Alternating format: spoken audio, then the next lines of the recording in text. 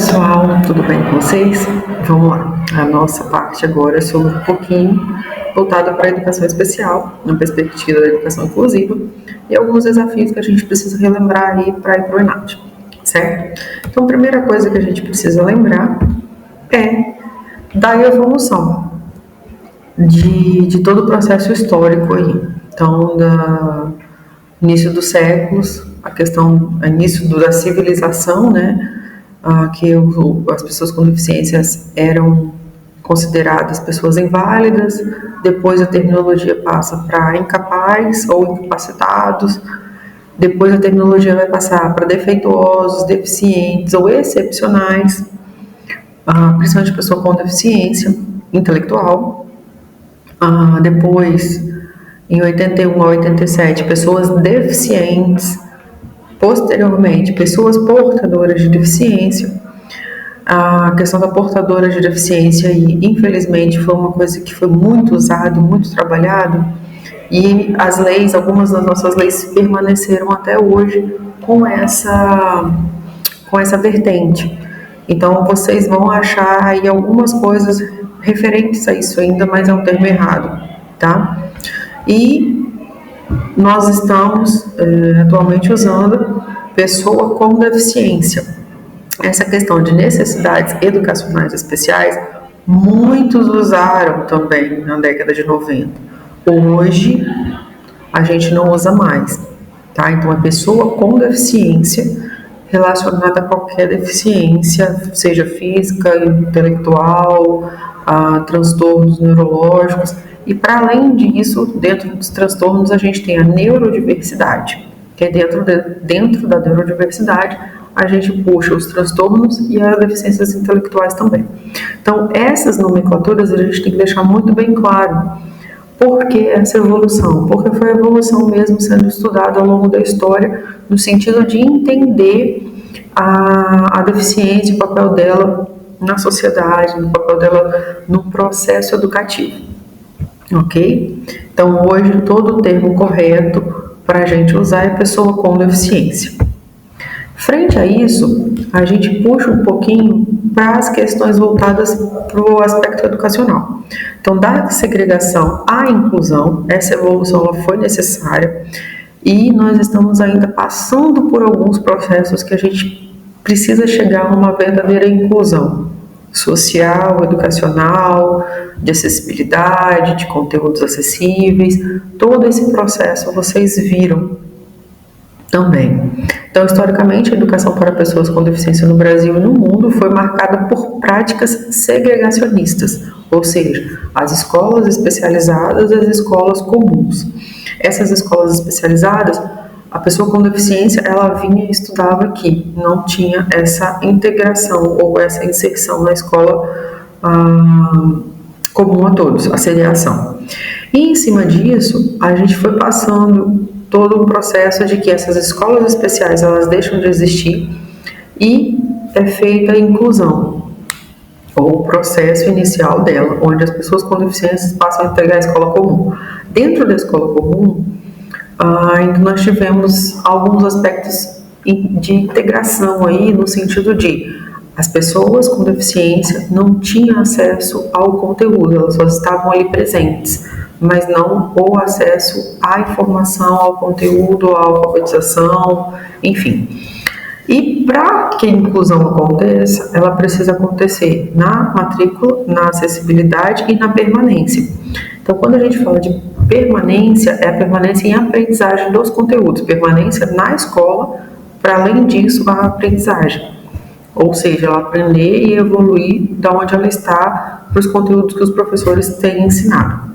Então, essa abordagem, embora seja um avanço aí em relação à segregação total, não ainda a gente tem visto que está numa lógica ainda um pouco excludente, porque os nossos alunos hoje, alguns, né, não têm toda essa acessibilidade, permanência e aprendizado. Então, a gente garantiu, a grosso modo, a acessibilidade, né, que é a matrícula, acesso ao ambiente e a permanência, mas a gente falta garantir a aprendizagem total das nossas crianças com deficiência nas escolas. E eu trouxe aqui para vocês a referência de Sasaki: a integração constitui um espaço unilateral, tão somente da pessoa com deficiência e seus aliados, sendo que a pessoa com deficiência deve procurar tornar-se mais aceitável pela comunidade. Vamos pensar sobre, né? O que ele quer dizer, quais as necessidades aí no meio, quais as interações que a gente precisa ter dentro disso. E aí, quando a gente evolui um pouquinho, quando a gente passa a pensar sobre isso, a gente entra nos paradigmas da escola tradicional, da escola integrativa e da escola inclusiva. Continuando a falar um pouquinho do slide anterior. A partir da década de 90, um ato global, né, foi sendo promovido pela ruptura dessa visão da integração da pessoa com deficiência para a gente passar para a escola inclusiva. Então, a escola tradicional, essas escolas separadas, escolas especiais e escolas comuns. Na integrativa, isso tem a junção.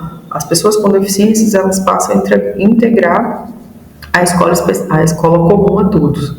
Só que não tem esses direitos garantidos. Acesso foi acessível, foi acessado pela pessoa com deficiência à escola comum, depois a matrícula, né?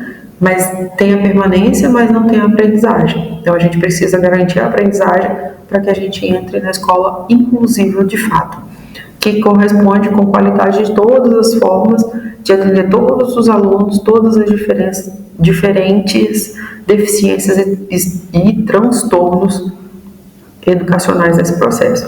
Então, esse novo paradigma da inclusão em si, novo, entre aspas, né, porque isso já vem sendo trabalhado há muito tempo, vem transformando a visão das escolas, os processos inclusivos que a gente tem aí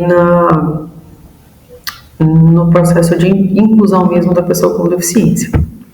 Para isso, a gente pensa um pouquinho na estrutura da educação especial, na educação básica. Então, nós temos, desde a Constituição de 88, a educação especial sendo proposta. Então, quantos anos isso já tem, né? Desde 88, então ela é uma educação transversal, onde ela vai perpassar por todo o processo educacional, onde tem uma criança com deficiência, um adulto, um adolescente, a educação especial ela vai atingir, ela vai existir, ela vai perpassar pelo processo de matrícula, acessibilidade, né, permanência e aprendizagem. Então, a gente tem que pensar muito no processo de aprendizagem. Está sendo produtivo para a criança estar nesse meio e ele aprender em todos os níveis. Educação básica, jovens e adultos, profissional, educação infantil, que é pertinente à educação básica, as modalidades do EJA, a educação profissional, seja ela ensino superior, até o pós-doutorado, onde tiver uma criança com deficiência, ela vai ter esse direito, uma pessoa com deficiência, ela vai ter esse direito de estar sendo atendida no âmbito necessário para que ela tenha acesso, permanência e aprendizagem, certo? E isso está garantido na Constituição Federal, no artigo 208, inciso 3, garante o direito de atendimento educacional especializado aos indivíduos com deficiência, preferencialmente na rede regular de ensino, reforçando o compromisso com a inclusão. Então, esse preferencialmente na rede regular de ensino quer dizer o quê? Que era para deixar de existir as escolas especiais e as crianças integrarem, passarem a compor a escola comum a todas. Então, a nossa lei ela já é mais específica nesse sentido. E aí, essas políticas de movimentação, elas vêm trazendo a importância e como deveriam ser esses atendimentos. E eu chamo a atenção de vocês para as que estão aqui, alguns marcos legais essenciais. Tivemos outras? Várias outras. Mas o que eu trouxe para a gente relembrar um pouquinho, principalmente essa última aqui, Política Nacional da Educação Especial. Mas para chegar nela, nós passamos pela Declaração de Salamanca, que vai dizer assim, olha, os princípios, as políticas e as práticas necessárias para que a educação especial aconteça, ela precisa acontecer. Então, a Constituição é de 88. Passam-se os anos, em 94 a gente tem a Declaração de Salamanca a nível universal, a nível mundial, que vai dizer, olha, as crianças com deficiência precisam ser atendidas na escola. E a Política Nacional da Integração da Pessoa com Deficiência, ela também vem em 94 e diz, olha, cada um na sua deficiência, ele deve ser atendido, beleza. Mas quais são essas deficiências? Política, aí a lei de diretrizes e bases vem e fala assim, olha, a educação ela precisa atender todos.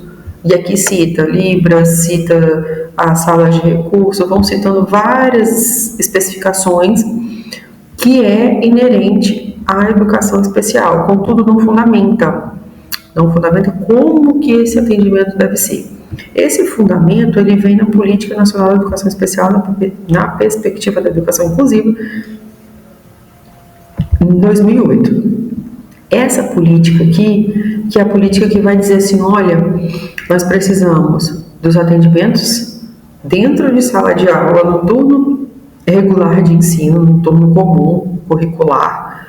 Se ele está no primeiro ano, as disciplinas do primeiro aninho, ele precisa estudar todas. E no contraturno, ter o atendimento na sala de recurso. E aí, quais são as salas de recurso? Atender as 4 grandes áreas, que são deficiência intelectual e autismo, deficiência visual, baixa visão, surdo-deficiência auditiva e altas habilidades e superdotação, as 4 áreas. Uma sala de recurso hoje, para ser completa, ela precisa atender todas elas. A grande maioria das nossas escolas hoje não tem todas, tem de acordo com a demanda. A escola que não ter surdo vai precisar colocar a sala de recurso para surdo? Não precisa. Só vai implementar a sala de recurso de acordo com a demanda que tem na instituição, certo? E aí o funcionamento vem dizendo, olha, 4 horas no contraturno, sendo 2 horas em cada dia, porque a criança, por exemplo, estudando de manhã, no matutino ela vai estudar às 4h30 da grade curricular, e no contraturno ela vai mais 2 horas para essa suplementação e complementação curricular na sala de recurso. Então ela não pode ficar 8 horas direto na escola, então ela vai 2 dias, 2 horas num dia e 2 horas no outro dia, certo? E como que isso funcionaria? A sala de recurso, então, ela funciona da seguinte forma. O AEE é a principal estratégia para a efetivação da educação inclusiva, oferecendo recursos pedagógicos de acessibilidade que vão eliminar barreiras que promovem a plena participação dos alunos. Na sala de recurso, funcionando sempre no contraturno, se o menino estuda tarde, sala de recurso de manhã, e vice-versa. Os profissionais qualificados, nós temos 4 grandes áreas da educação especial aí. Então, cada profissional formado nas suas áreas específicas e a questão de suplementar ou complementar. Suplementar é o que vai superior ao que a criança já sabe, ou seja, isso aqui encaixa para as crianças com altas habilidades e superdotação, ou indicativos, que ainda está em processo de fechar o laudo. Se ele é muito bom em artes, nós vamos suplementar, ou seja, dar mais ênfase e mais desenvolvimento para ele dentro de artes, dentro de leitura, o que ele é mais desenvolvido. O complementar é fazer com que a criança chegue o mais próximo possível do que ela precisa para aquela seriação que ela está. Por exemplo, a criança não pega no lápis para escrever. Atividades que façam motricidade fina ser desenvolvida para que ela consiga chegar nessa complementação, perdão. Então, essas 3 grandes vertentes completam o atendimento educacional especializado, ok? E aí, a gente pensa um pouquinho na questão dos desafios da educação especial. Apesar do crescimento expressivo do número de matrículas de alunos com deficiência nas escolas regulares, a efetivação da escola inclusiva ainda enfrenta alguns desafios no Brasil. Então, nós temos aqui o crescimento, nós temos a permanência das crianças, elas ficam lá, mas nós temos alguns pontos de fragilidade, de dificuldade. A primeira fragilidade aqui é a formação docente, porque ela ainda, nós professores precisamos ter uma formação mais específica dentro disso. Ok, formação continuada dentro de cada deficiência, dentro de cada área, para a gente ter uma noção de como faz todo esse processo. Agora, claro, os professores da sala regular, da sala comum, ele não vai trabalhar sozinho, ele trabalha com o professor da sala de recurso, que é o profissional especializado, dentro de cada área. Então, se eu tenho um aluno autista, eu vou conversar com um profissional especializado em deficiência intelectual e autismo. Eu tenho um aluno cego, profissional habilitado para baixa visão e cegueira. Então, são campos que a gente tem que trabalhar. E também nós temos a falta, uma fragilidade aí na infraestrutura e nos recursos. A criança é cadeirante, mas a escola não tem rampa e só tem uma turma no segundo piso. É uma fragilidade arquitetônica, então pode ser fragilidade. Estrutura física, material, apoio pedagógico, que isso recai na escola. Então nós temos esse processo ainda, nós já temos a entrada, nós já temos a permanência, nós já temos a acessibilidade, né, que seria ele ir para a escola, mas a gente não garante a aprendizagem. Por que a gente tem aí até a questão da infraestrutura como questão de aprendizagem? Se ele não está bem situado, ele não desenvolve também, né? A gente precisa pensar muito um pouquinho nisso também. E aí, para a gente pensar mais sobre alguns olhares voltados para o futuro da educação para todos. Lembrando que educação especial é para todos. A educação é para todos, então a educação especial ela vai estar diretamente ligada ao processo educativo. E aí eu trago uma frasezinha de Paulo Freire. Não te esperarei na pura esperança, porque no meu tempo de espera é um tempo que a gente precisa fazer. Ou seja, estarei preparando a tua chegada como o jardineiro prepara o jardim para a rosa que se abrirá na primavera. Paulo Freire é muito poético e muito sábio. A gente precisa nos preparar para receber as nossas crianças, principalmente as crianças com deficiência. E às vezes nós negligenciamos aí a educação especial. Então a educação inclusiva é um projeto contínuo que demanda esperança, militância e ação constante. Os documentos oficiais, eles existem, as políticas, elas existem, mas a gente precisa colocar em prática. E aí, o que a gente precisa colocar em prática? As vertentes que eu venho falando. O acesso à permanência, ele ser matriculado, ele estar lá, as estratégias pedagógicas, criação de grupo de estudo, criação de intervenção pedagógica, material acessível e garantir a aprendizagem significativa, realmente o que a criança precisa aprender. Isso é muito importante, certo? E o acompanhamento e avaliação das práticas pedagógicas são cruciais para assegurar que a criança precisa está sendo oferecida para a criança aí num processo inclusivo, democrático e de permanência, para que ela tenha uma equidade, ou seja, acesso igualitário, uma criança com deficiência e uma criança sem deficiência, certo? Então, a gente fica por aqui, vocês deem uma olhada no material, uma lidinha, tá bom?